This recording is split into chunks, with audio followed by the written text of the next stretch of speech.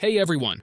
In today's video, I will walk you through a brand new mod for My Singing Monsters that comes loaded with incredible features, including unlimited diamonds, gems, coins, and more.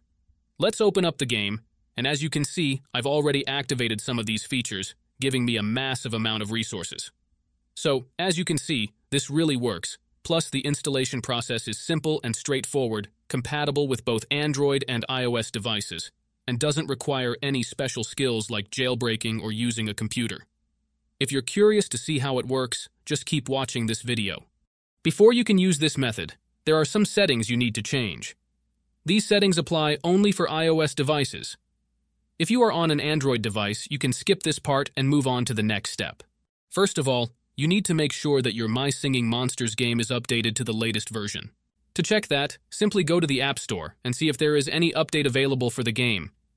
If there is, download and install it right away. If not, then you are good to go. Next thing you need to do is go to your settings and make sure that your battery saver mode is turned off. This mode might slow down your device, which we really don't want right now. So, make sure that your battery saver mode is off before proceeding further. Now that you've taken care of those two things, we're all set to move on to the next step. What you need to do next is open up your internet browser, in my case it will be Safari, and go to the website called lucidapk.com. Lucidapk.com is a website where you can find many modded apps and games with amazing features. Once you are on the website, search for My Singing Monsters and click on it. Here you will see some information about the app. To start the download, click on the blue download button and wait some time for the installation to finish. However, there is one more step that you need to complete before you can finish the installation.